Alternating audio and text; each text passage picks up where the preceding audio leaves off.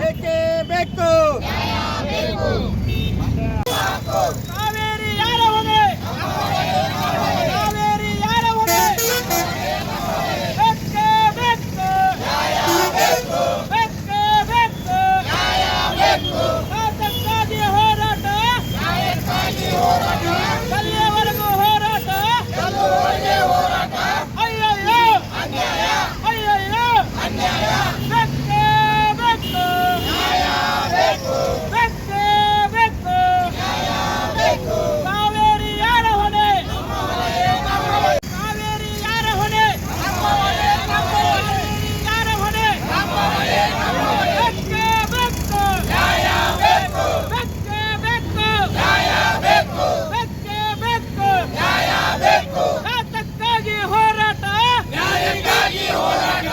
ಅದಕ್ಕಾಗಿ ಹೋರಾಟ, ಅಲ್ಲಿಯವರೆಗೂ ಹೋರಾಟ. ಅಯ್ಯಯ್ಯೋ ಅಯ್ಯಯ್ಯೋ ಯಾರ ಪುಂಡಾರೈತೆ?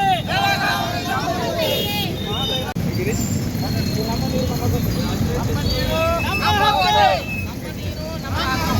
ನಮ್ಮ ನೀರು ನಮ್ಮ ನೀರು ಕರ್ನಾಟಕ ರಕ್ಷಣಾ ವೇದಿಕೆಗೆ ಬೇಕೇ ಬೇಕು.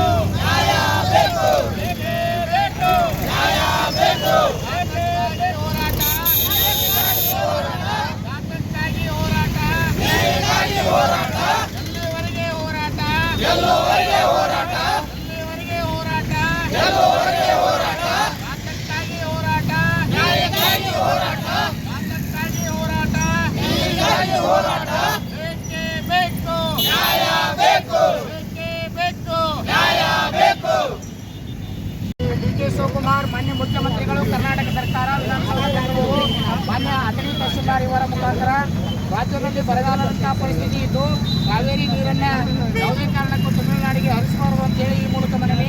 ಮಾನ್ಯರೇ, ನಾವು ಶಿವರಾಮೇಗೌಡರ ನೇತೃತ್ವದ ಕರ್ನಾಟಕ ರಕ್ಷಣಾ ವೇದಿಕೆಯ ಪದಾಧಿಕಾರಿಗಳು ಮತ್ತು ಕಾರ್ಯಕರ್ತರು ಈ ಮೂಲಕ ತಮ್ಮಲ್ಲಿ ವಿನಂತಿಸಿಕೊಳ್ಳುವ ಆಗ್ರಹಪೂರ್ವಕ ಮನವಿ ಏನೆಂದರೆ, ಕರ್ನಾಟಕ ರಾಜ್ಯದಲ್ಲಿ ಈಗ ಈ ಬಾರಿ ಮುಂಗಾರು ನಿರೀಕ್ಷೆ ಪ್ರಮಾಣದಲ್ಲಿ ಆಗದೇ ಇರುವುದರಿಂದ ಬರಗಾಲದಂತಹ ಪರಿಸ್ಥಿತಿಗಳಿದ್ದು ಅನೇಕ ಜಿಲ್ಲೆ ಮತ್ತು ತಾಲೂಕುಗಳಲ್ಲಿ ಬರಗಾಲವನ್ನು ಘೋಷಣೆ ಮಾಡಬೇಕು ಅಂತೇಳಿ ಈಗಾಗಲೇ ಹೋರಾಟಗಳು ನಡೆದಿದ್ದು, ಇಂತಹ ಸಂದರ್ಭದಲ್ಲಿ ಕಾವೇರಿಯ ನೀರನ್ನು ತಮಿಳುನಾಡಿಗೆ ಹರಿಸಿರ್ತಕ್ಕಂಥದ್ದು ಇಲ್ಲಿನ ರೈತರಿಗೆ ಮತ್ತು ಜನರಿಗೆ ಬಹಳಷ್ಟು ಅನ್ಯಾಯ ಆಗ್ತಾ ಇದೆ. ಮುಂಬರುವ ದಿನಗಳಲ್ಲಿ ಕುಡಿಯುವ ನೀರಿನ ಸಮಸ್ಯೆ ತಲೆದೋರುವಂತಹ ನಿಟ್ಟಿನೊಳಗೆ ರಾಜ್ಯ ಸರ್ಕಾರ ದಿಟ್ಟ ಕ್ರಮಗಳನ್ನು ಕೈಗೊಳ್ಳಬೇಕು ಮತ್ತು ಯಾವುದೇ ಕಾರಣಕ್ಕೆ ಇಲ್ಲಿನ ನೀರನ್ನು ಬೇರೆ ರಾಜ್ಯಗಳಿಗೆ ಹರಿಸದಂತೆ ಒಂದು ನಿಗಾ ವಹಿಸಬೇಕು ಅಂತೇಳಿ ಈ ಮೂಲಕ ಒಂದು ಆಗ್ರಹ ಮಾಡ್ತಾ ಇದ್ದೀವಿ. ಒಂದು ವೇಳೆ ನಮ್ಮ ಮನವಿಗೆ ಸ್ಪಂದಿಸದೇ ಹೋದಲ್ಲಿ ಮತ್ತು ನಿರಂತರವಾಗಿ ನೀರು ಹರಿಸಿದ್ದೇ ಆದಲ್ಲಿ ಬರುವಂಥ 13ನೇ ತಾರೀಕಿನ ದಿವಸ ಎಲ್ಲ ವಿವಿಧ ಕನ್ನಡ ಪರ ಸಂಘಟನೆ ಮತ್ತು ರೈತ ಸಂಘಟನೆ ಸೇರಿದಂತೆ ಎಲ್ಲರೂ ಒಂದು ಉಗ್ರವಾದಂಥ ಹೋರಾಟಕ್ಕೆ ಈಗಾಗಲೇ ಕರ್ನಾಟಕ ಬಂದು ಕರೆ ಕೊಡಲಾಗಿದೆ. ಅದಕ್ಕೆ ನೈತಿಕ ಬೆಂಬಲವನ್ನು ನೀಡುವುದರ ಜೊತೆಗೆ ಅಥಣಿಯಲ್ಲೂ ಕೂಡ ನಾವು ಒಂದು ಬಂಧವನ್ನು ಕರೆ ಕೊಡಬೇಕಾಗ್ತದೆ ಅಂತೇಳಿ ಈ ಮೂಲಕ ಸರ್ಕಾರಕ್ಕೆ ಎಚ್ಚರಿಕೆಯ ಮನವಿ ಪತ್ರವನ್ನು ಸಲ್ಲಿಸ್ತಾ ಇದ್ದೀವಿ.